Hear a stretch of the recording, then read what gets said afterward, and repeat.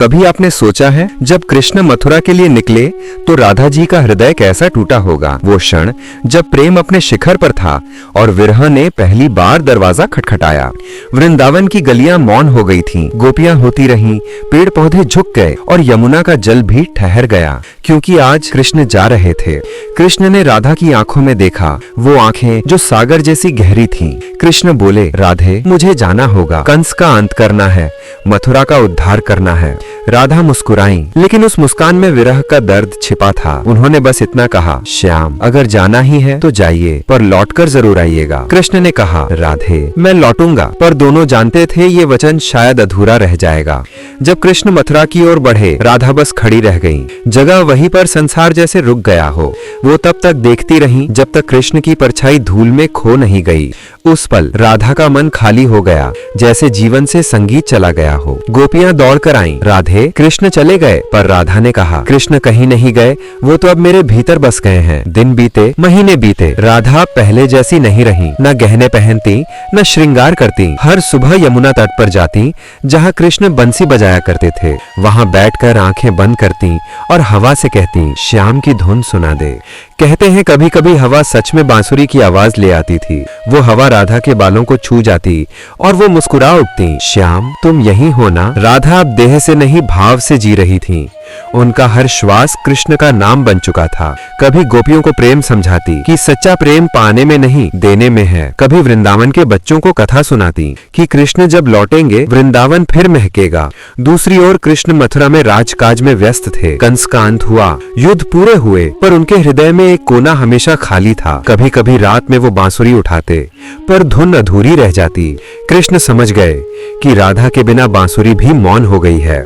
वो बांसुरी को देखते और सोचते, ये धुन पूरी क्यों नहीं होती। उत्तर था, वो स्वर वृंदावन में छूट गया है। वर्ष बीते गए। वृंदावन में लोग अब राधा को भक्ति की मूर्ति कहने लगे। वो किसी से शिकायत नहीं करती, न कृष्ण को दोष देती। कहती, वो जहाँ है वहीं अच्छे हैं। मेरा प्रेम उनके कर्मों से जुड़ा है, उनके शरीर से नहीं। एक दिन गोपियां आईं, बोली, राधे तुम्हारा शरीर बहुत कमजोर हो गया है। राधा मुस्कुराई, शरीर तो मिट्टी है, कृष्ण तो मेरे प्राणों में है। धीरे धीरे राधा का शरीर शांत होता गया, पर उनकी आंखों में अब भी कृष्ण की छवि थी। वो बार बार आकाश की ओर देखती, श्याम बस एक बार दर्शन दो। द्वारका में उसी समय कृष्ण सभा में बैठे थे। अचानक उन्हें लगा कोई उन्हें पुकार रहा है। एक मधुर विरह भरी आवाज, श्याम। कृष्ण ने आंखें बंद की। जब खोली तो खुद को वृंदावन में पाया। राधा के सामने खड़े थे वो। राधा मुस्कुराई, श्याम आप आ गए। कृष्ण ने कहा, राधे तुमने बुलाया था, मैं कैसे ना आता। राधा बोली, श्याम अब मेरा समय आ गया है, एक वर दो। जब मैं जाऊं तुम अपनी बांसुरी बजाओ, ताकि मेरी आत्मा उसी स्वर में खो जाए। कृष्ण मौन हो गए, आंखों में आंसू भर आए। उन्होंने धीरे से बांसुरी उठाई और वही धुन बजाई जो उन्होंने पहली बार राधा के लिए बजाई थी। वृंदावन की हवा रुक गई, यमुना का जल शांत हो गया। राधा ने मुस्कुराते हुए आंखें बंद की और धीरे धीरे बांसुरी की धुन में विलीन हो गई। कृष्ण ने बांसुरी को होठों से हटाया और उसे वृंदावन की मिट्टी पर रख दिया। फिर कभी उस बांसुरी को नहीं बजाया। कहा जाता है वो बांसुरी आज भी यमुना के तट के नीचे दबी हुई है, और जब हवा बहती है तो उसकी धुन में राधा का नाम सुनाई देता है। कृष्ण ने उस दिन कोई शब्द नहीं कहा, बस शांत खड़े रहे, आंखों से आंसू बहते रहे और दिल में एक वाक्य गूंजता रहा, जिसने मुझे प्रेम सिखाया वो अब मेरे भीतर है।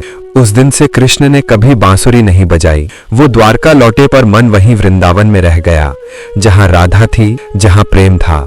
कृष्ण के जीवन में फिर कई घटनाएं आईं, पर किसी ने वो खालीपन नहीं भरा जो राधा छोड़ गईं। राधा ने संसार को सिखाया, सच्चा प्रेम पाने में नहीं देने में है। जहां स्वार्थ खत्म होता है वहीं प्रेम अमर हो जाता है। आज भी वृंदावन की हवा में वो प्रेम बसा है। जब हवा बहती है तो उसमें राधा और कृष्ण दोनों की धुन गूंजती है।